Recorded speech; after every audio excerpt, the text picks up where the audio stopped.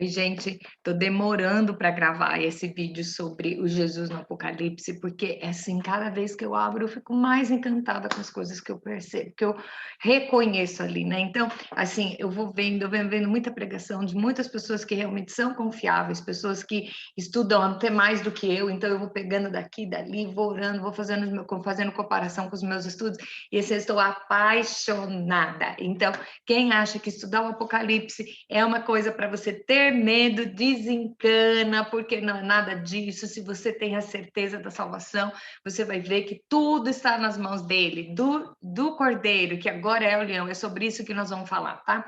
Então, o nosso estudo de hoje fala sobre Jesus no Apocalipse. Então, vamos lembrar, lá no começo, quando começou, o que que acontece? João era muito próximo de Jesus, né? E João era um adolescente, andava muito com Jesus. E uma vez lá, teve uma discussão lá no o João que conta essa história no seu evangelho, e que eu até vou ler o texto porque é muito interessante, que diz assim: Vendo, pois, Pedro perguntou a Jesus: E quanto a este? Respondeu Jesus: Se eu quero que ele permaneça até que eu venha, o que te importa?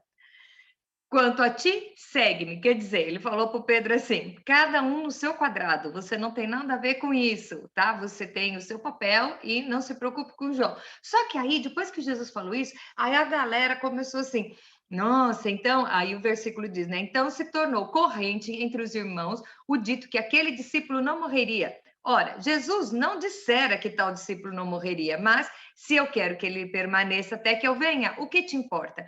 Aí você não entende muito bem isso até você chegar no Apocalipse, que Jesus aparece para João. Antes de João foi livre de morte, foi livre de perseguição. Gente, jogaram João dentro de um caldeirão de azeite fervendo e ele saiu de lá, tá? Aí jogaram ele lá na ilha de Patmos, vai morrer aí. Só que Deus tinha um projeto para ele. Jesus disse que ia voltar para ele antes.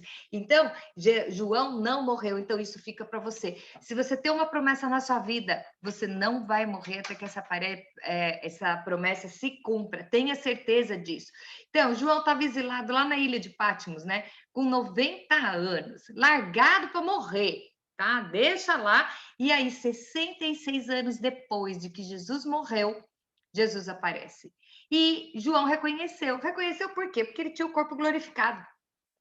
Mas ele tinha as marcas dele. Então, você não vai reconhecer uma pessoa num corpo totalmente que você não viu. Então, Jesus foi falar com ele, João reconheceu a voz dele. Isso é muito legal, porque Jesus aparece em sua plenitude. Ele já era pleno, ele já estava glorificado, mas a aparência, ele ainda tinha as marcas do homem que viveu aqui na terra, tanto que João reconheceu, né? Então, aí, o livro de Apocalipse é uma revelação para a igreja sobre quem é Jesus e o que é que ele vai fazer. Tá? Então, é assim, não é loucura. Tem gente que vai falar que é fanatismo, que é loucura. Todo mundo me chama de fanática. E eu acho assim que mais fanático é Deus, né? Que malhou o filho dele numa cruz por minha causa. E aí, isso sim é fanatismo. Então, o amor de Deus por nós realmente uma coisa fanática. Então, estudar, gente, estudar o Apocalipse, você vai ver as coisas, a palavra que está escrita, tem umas alegorias, mas é tudo tão claro, tão óbvio. Você estudando a luz do Espírito Santo, você entende, faz esse cai a ficha na sua mente, então você vai saber. Então, o que que acontece? A, a, você lendo o Apocalipse, você vai ver o que é que vai acontecer e você vê que está no domínio dele. E se você está no time que está vencendo, não precisa ter medo, tá bom? Então vamos lá. No primeiro capítulo, no capítulo 1, versículo 8, Jesus se apresenta como o Alfa e o Ômega. E vocês não sabem o que eu descobri sobre isso. Então, estamos lá, tá lá, né? No princípio, quer ver? O 1, 8, vou lá aqui na minha bibliazinha. Eu sou o Alfa e o Ômega, diz o Senhor aquele que era, que é e que há de vir o Todo-Poderoso. Aí nós vamos ver. O que é o Alfa e o Ômega? São a primeira e a última letra do alfabeto grego, tá? O que acontece? O Jesus conversou com João, tá? Em hebraico, que era a língua que eles conversavam. E o Apocalipse foi traduzido para o grego depois. Mas então vamos falar como foi que Jesus falou para João. Ele falou assim: Eu sou a primeira letra e a última letra. A primeira letra do alfabeto hebraico, tá? é o Aleph, tá? E a última é o Tav. Telefone. E a última é o Tav. Então, o que, que acontece? Quando você pega o alfabeto hebraico arcaico, né? Nós temos, quando Jesus falou, eu sou o alfa e o ômega, que era a primeira e a última letra do alfabeto grego, ele está falando no alfabeto hebraico. Eu sou o Aleph e o Tav. Só que antigamente, vocês sabem que as letras eram desenhos, não eram assim, eram desenhos tipificando as coisas. E olha que eu descobri qual é a letra primeira do alfabeto hebraico arcaico, que é o Aleph, que é o animal que representa a força e o sacrifício. Olha que legal, Jesus está falando para João, João, eu vim para ser o sacrifício, tá? Então, é a força, que é o touro, mas o Aleph é a primeira letra do alfabeto hebraico, e o arcaico é por desenho, então esse é o sacrifício. E sabe qual que é o desenho da última letra do alfabeto hebraico? Uhul! É o Tav, que é isso aqui. Gente, que legal isso. Quer dizer, a Bíblia é uma eterna concordância. Quem não acredita na Bíblia é um doido, porque isso aqui não foi feito depois. Isso aqui não foi feito depois. Então, é assim, porque vocês sabem que a escrita oriental é do lado contrário da ocidental. Então, a primeira letra do alfabeto hebraico arcaico é o Aleph, que é o animal de sacrifício, e a última letra é a cruz, que é o Tav. Ok? E nós temos o alfa e o ômega porque foi traduzido. Então, você vê que muitas vezes, quando é traduzido o texto, se perde a intensidade do que foi dito. Gente, eu fiquei tão maravilhada quando eu descobri isso que eu tinha que passar para vocês, tá? Então, Jesus já falou para ele: eu vim como animal de sacrifício, mas a minha função vai terminar na cruz. Gente, que legal isso, que legal. E ele falou, foi isso que ele fez, tá bom? Então, o que que acontece? Os nomes de Jesus, se você for ver mais para frente, ele vai falar, sou o Senhor Deus, o Adonai, o Elohim. O que que é o Elohim? O Elohim é o Deus criador. Então, se você olhar lá em João, no primeiro versículo da Bíblia cronológica, diz o seguinte, no princípio era o verbo, e o verbo estava com Deus, e o verbo era Deus. Quando fala verbo, é Jesus, e o verbo era Deus. Ele estava no princípio com Deus, e todas as coisas foram feitas por ele, e por intermédio dele, e sem ele nada se fez. Então, isso é o Elohim, que é Jesus, que é o Deus Criador. Olha que doido. Então, o que que acontece? Você sabendo disso, você vai entender qual é o trabalho de Jesus. A função dele aqui na Terra, a forma de sacrifício. Ele é eterno. Ele era, o que é e o que há de vir. O que Deus falou para Moisés, eu sou o grande eu sou, o El Shaddai, o Todo-Poderoso. Gente, Shad no original quer dizer aquele que alimenta. Então, ele é o provedor, o que não nos deixa na mão. Então, nos provê das coisas, mas nos provê também de paz, de tranquilidade. É nele que nós vamos encontrar o refúgio. Olha que doido. E aí, vem falar que ele é o filho do homem. Tá? E o filho do homem é muito doido, porque lá ele está com as mãos marcadas. Isso quer dizer o quê? Se ele está com as mãos marcadas, quer dizer, ele está mostrando que ele tem o domínio, porque ele passou por tudo aquilo, e aqui está a marca dele. Então, o que que aconteceu? Quando Jesus tomou a forma humana, veio aqui e viveu como nós e morreu, ele colocou a natureza humana dentro do céu quando ele subiu. Então, quando você vê Jesus, hoje ele é 100% homem e 100% Deus. As mãos glorificadas mostram a humanidade. Então, cada vez que falar o Filho do Homem, você sabe que é o Jesus que sofreu aqui, que morreu por nós. E quando nós falamos de Jesus, o 100% Deus, é aquele que tem o corpo glorificado e que está sentado à direita de Deus Pai Todo-Poderoso. Meu Deus, que legal. Agora eu vou te falar, se esse Jesus que passou pela terra aprendeu conosco, né? Aprendeu conosco, não. Que ele nos ensinou aqui, quando você está sofrendo, tá? Ele também pode suportar, você também vai suportar junto. Então, ele nos ensinou, ele sofreu conosco para nos ensinar como permanecer puro, não contaminar e saber que nós vamos vencer, tá bom?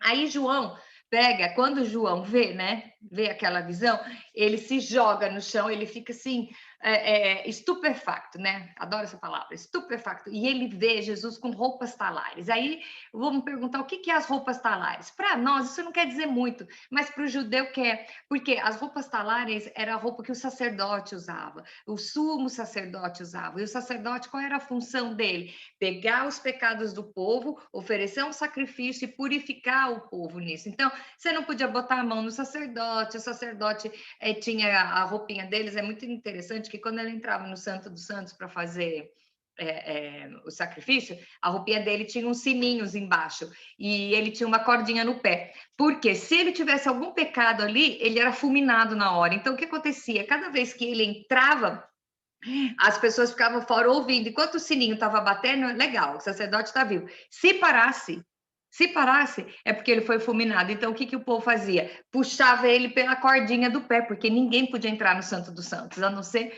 o sacerdote. Então, João era judeu, e João viu Jesus com roupas talares, quer dizer, a roupa do sacerdote, do sumo sacerdote. E aí, João viu...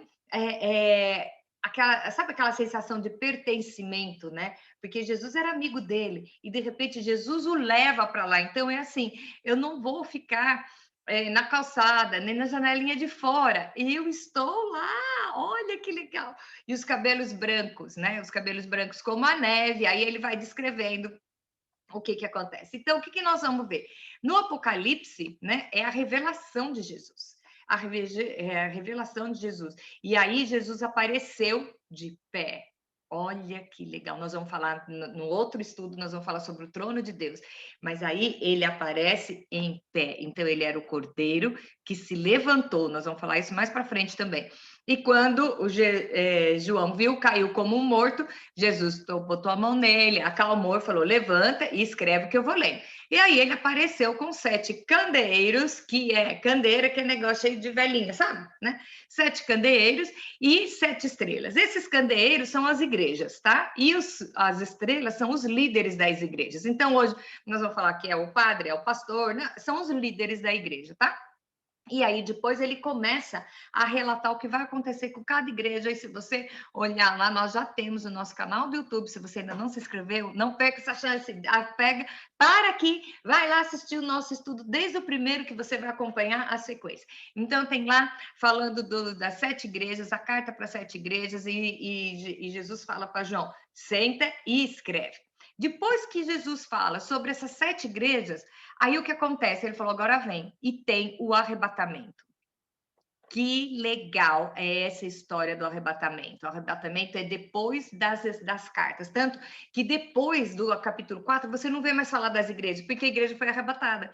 Então, Jesus falou para João: vem. E João disse que chegou lá e viu o trono de Deus. Não perca o próximo estudo. O próximo estudo vai falar sobre o trono de Deus, e é muito legal, porque você vê vários profetas que explicam como é o trono de Deus em culturas diferentes, em momentos diferentes, países diferentes, eles escrevem a mesma coisa. Então dá para você entender que é isso mesmo. Bom, voltando a Jesus, aí o que acontece? Deus está sentado no seu trono e tem um rolo na mão, que é um livro todo selado, e começa a aparecer vamos dizer, um burburinho. Quem é que pode abrir esse livro? Quem é que pode? E não havia ninguém capaz de abrir esse livro. Olha que doido. Ninguém no céu, nem anjo, arcanjo, querubim, serafim, todas as hostes, né, as hierarquias celestiais não eram dignos de abrir.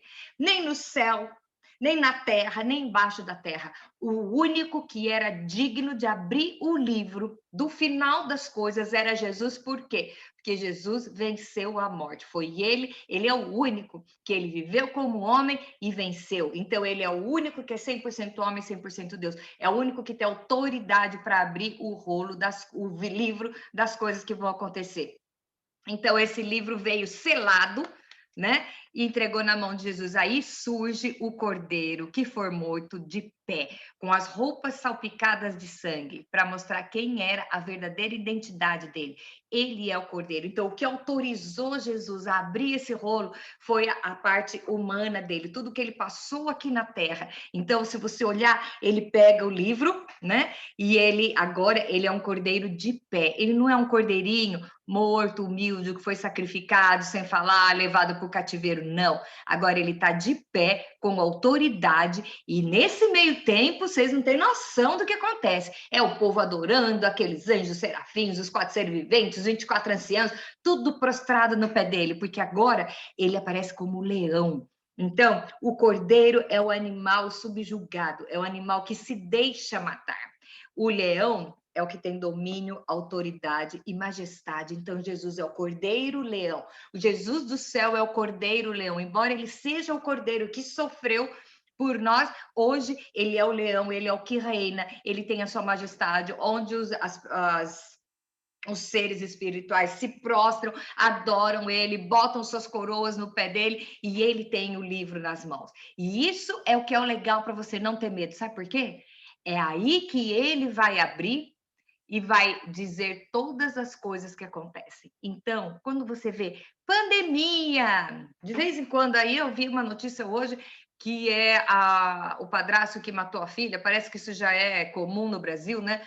Matou o filho e a mãe deixou, então você vê e você fala, ai, o diabo está dominando as coisas. Não está. Ai, o vírus da China é o diabo. Não está. Tudo está nas mãos de Jesus. Então, quando nós vamos olhar lá para frente, você vai ver que quando cada selo que Jesus abre, é ele que permite, são as coisas que vão acontecendo, está na mão dele. Se ele tem o controle de todas as coisas, não é o diabo, não é a política, não é nada. Quem tem o controle da minha vida é o Senhor. E se eu entreguei a minha vida a Ele, eu vou ser guardado e protegido. Então, adianta eu ter medo de pandemia, é chip da besta, é o diabo que se soltou, é agora que vai acabar. Não, não, não, não, não, não. O controle está na mão do leão da tribo de Judá. É ele que tem o livro. E todas as coisas que vão acontecer está sob a autoridade dele. É com permissão dele, é ele que vai fazer. Então, ele vai abrir cada selo. Em cada selo, as coisas vão acontecendo, depois tocam as trombetas, e aí o Jesus, o Cordeiro, tá? Que veio e se entregou e morreu por nós, ele conseguiu autoridade para depois reger o final das coisas, tá? Então, hoje ele não é mais Marte, hoje ele não é mais o coitadinho, ele não, hoje ele é o leão da tribo de Judá, aquele que cuida de nós. Então, ele é absoluto, ele coordena o universo, não somente os homens, mas ele coordena a natureza. Vamos lembrar quando ele estava vivo lá? Quando teve aquela tempestade no barquinho, o que ele falou para a tempestade? Para, o vento emudece. Então, ele manda na natureza. Ele mandou uma figueira secar. Ele tem esse poder. E daqui para frente, esse poder ele não está mais limitado com a natureza humana, porque ele ressuscitou. Ele ressuscitou. Nós comemoramos a Páscoa agora essa semana, e eu acho que é a data magma do cristianismo, porque não é o Natal. O mundo viu muitas crianças nascendo, mas ver alguém ressuscitar, morrer, ressuscitar e subir aos céus e estar à direita de Deus Pai e ter autoridade para pegar o livro nas mãos, onde vamos desenrolar as coisas, só Ele, só Ele. E aí depois nós vamos ver o capítulo 11, aí do capítulo 4 até lá o 10, são as coisas, as trombetas, as coisas que ele vai abrir do rolo, e depois no capítulo 11 nós vemos a segunda vinda, depois que soar a trombeta, aí é que ele vai vir reinar soberano, e nós vamos vir com ele, e ele vem no seu cavalo branco. Gente, eu vou falar para vocês, o melhor programa, passeio, eu não sei como é que se chama, a melhor experiência que eu tive na minha vida foi ir num parque que tem na Disney, que quase ninguém conhece, que tem em Orlando, que se chama Holyland. O Holyland, eu devo ter já compartilhado com alguns de vocês, é uma experiência que, assim, não é como um parque normal que você entra a qualquer hora. Começa às 9 e fala que fica até às 5, agora não sei se é 5 ou 6.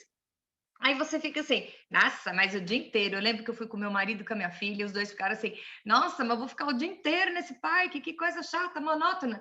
Você não vê o tempo passar. Então você entra, já começa com o Sermão do Monte, aí tem as ambientações, né? E é muito legal, porque o restaurante chama Casa de Marta e Maria, né? Então quem conhece a Bíblia vai entender isso. Então tem a hora da ceia, tem o lugar onde tem a ceia, tem uma hora do batismo, se alguém quiser. Mas o grande legal é que aí tem o teatro e tem as peças, você recebe o programa na mão, né? E na hora da última peça, gente, é Hollywood fazendo, então vocês imaginam como é que é, né? E na última cena, quando acabou, Jesus morreu, tá todo mundo chorando, literalmente. Se você quiser ir, vá sem maquiagem, tá? Não é Mary Kay que aguente, porque você chora, você se entrega totalmente, você pensa, acabou. E aí o que acontece? Aparece Jesus num cavalo branco para reinar, o palco fica todo branco e prata, e Jesus levanta e ele fala para você: você está pronto para isso, seu dia hoje, você está pronto.